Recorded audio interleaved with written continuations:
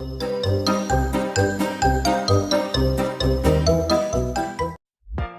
right, so we're going to dive into this minimalism thing. You send over a transcript from the Thoughtful Living podcast with Ryan and Sophia, and it seems like you're really looking to go beyond just decluttering. You want to know how minimalism can really boost your life, and we're going to get into all that. Yeah, and it's interesting you chose this episode because Ryan and Sophia, they seem to have a really practical, balanced take on minimalism. Mm-hmm. They talk about it as a way to create more peace and intention in your life, which I think aligns with what you're hoping to achieve.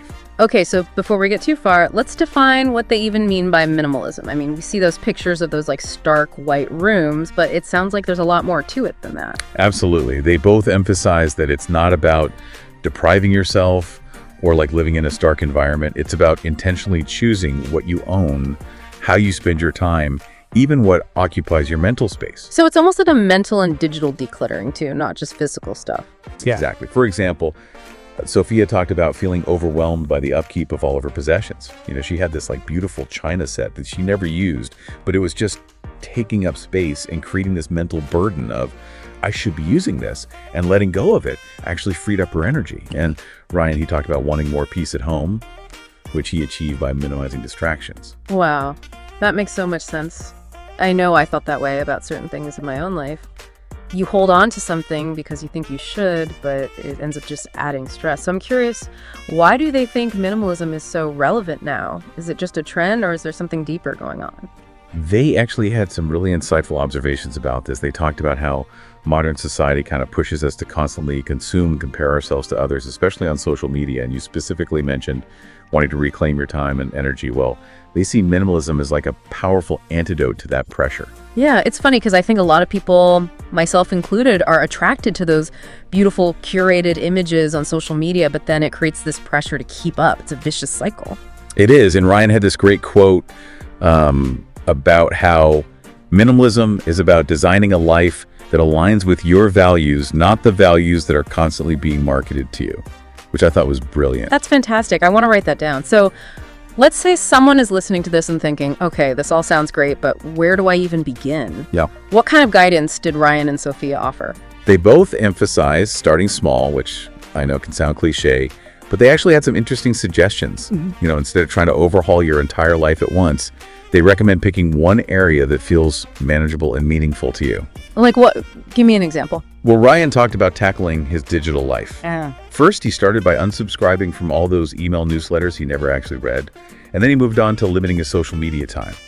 He said it felt like a huge weight had been lifted off his shoulders. I bet I have so many unread newsletters clogging up my inbox. I keep thinking I'll get to them eventually. And that's exactly the kind of mental clutter that Sophia was talking about. She actually had a unique suggestion. She said, instead of just decluttering your physical possessions, try decluttering your calendar. Declutter my calendar now. That's intriguing. What did she mean by that? She talked about how we often overcommit ourselves to things we don't really enjoy or that don't truly align with our priorities. Yeah. She actually recommended going through your calendar and identifying 3 to 5 commitments that you can say no to in the next month. Now, saying no is easier said than done, right? I mean, I struggle with that all the time. Did they talk about how to actually do that without feeling guilty or letting people down? They did, and this is where it gets really interesting. They had some really practical tips on saying no, Sophia. She emphasized focusing on your why, your personal motivation for embracing minimalism. When you're clear about your values and priorities, it becomes easier to say no to things that don't align with them. That makes a lot of sense. But how do you actually say it? Did they give any examples? Sophia said she used to feel obligated to attend every social event, even if she was tired or had other things she'd rather be doing. But once she started prioritizing her well-being, she realized it was okay to politely decline invitations that didn't truly excite her. She actually gave this specific example of saying, "Thank you so much for inviting me, but I'm going to have to pass this time. I'm trying to be more mindful of my commitments." That's a great script. I'm totally stealing that one. I think a lot of us feel guilty saying no because we don't want to disappoint others. Ryan actually addressed that directly. He said something like, "You can't pour from an empty cup." When you say yes to everything, you're essentially saying no to your own well-being. That's such a powerful image. You can't give your best to others if you're constantly running on empty.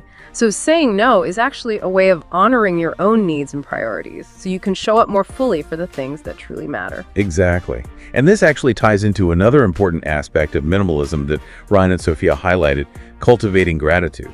Oh, that's interesting. I wouldn't have immediately connected gratitude with minimalism. How did they make that connection? They talked about how minimalism is not about deprivation. It's about appreciating what you already have and focusing on the things that bring you joy. They emphasized that gratitude can be a powerful antidote to that feeling of never enough that we often experience in a consumerist society. So instead of constantly wanting more minimalism encourages you to be present and appreciate the abundance that already exists in your life. Precisely. And you know what's fascinating? There's actually scientific evidence to support this. Studies have shown that practicing gratitude can actually increase happiness and reduce stress. No way. That's amazing. So minimalism isn't just about decluttering your physical space or your calendar. It's about decluttering your mind and shifting your perspective to one of abundance and appreciation. Exactly.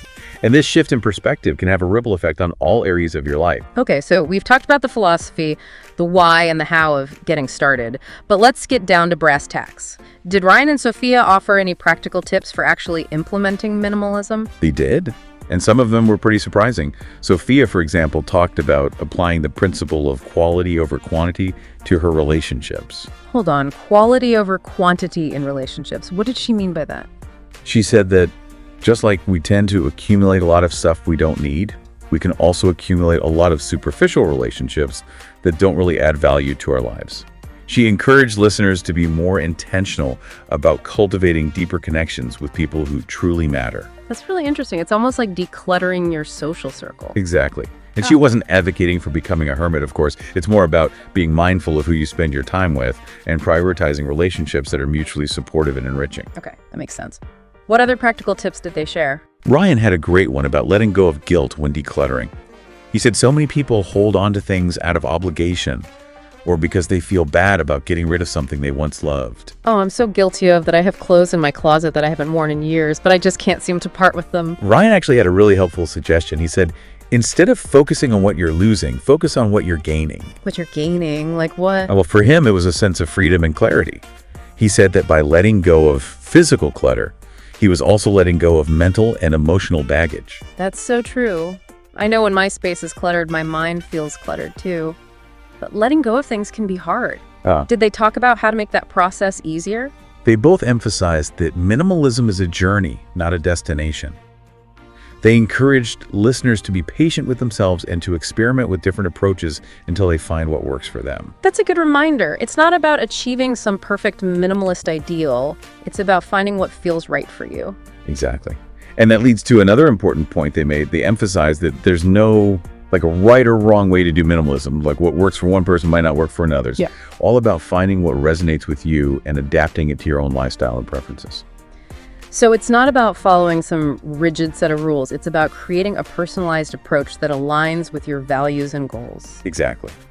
And that brings us back to, we've explored some key ideas from Ryan and Sophia's podcast, but how can you apply these concepts to your own life? You mentioned wanting to reclaim time and energy, reduce mental clutter, and live more intentionally. What stood out to you the most from their conversation? Honestly, so much resonated with me. I love how they connected minimalism to gratitude. That really shifted my perspective. But I also think Sophia's advice on decluttering your calendar is something I need to try. I have a feeling I could free up a lot of time and energy by just saying no to a few commitments. Yeah, I think that's a great place to start. And remember, even small changes can have a big impact. Maybe start by identifying one commitment you can let go of this week and see how it feels. Yeah, I like that. Start small and build from there. It's less overwhelming that way. And it's a good reminder that minimalism isn't about deprivation. It's about making conscious choices that align with your values. Exactly.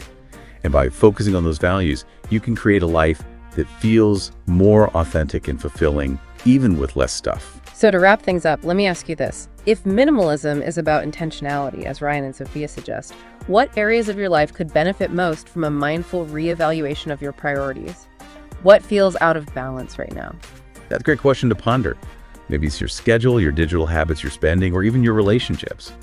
Take some time to reflect on what truly matters to you and see if there are any areas where you could simplify or let go. That's such great advice. Thanks for taking this deep dive with me. I feel like I have a much better understanding of minimalism now, and I'm excited to start experimenting with some of these ideas in my own life. It's been a pleasure. Remember, minimalism is a journey, not a destination. So be patient with yourself, enjoy the process, and see where it takes you.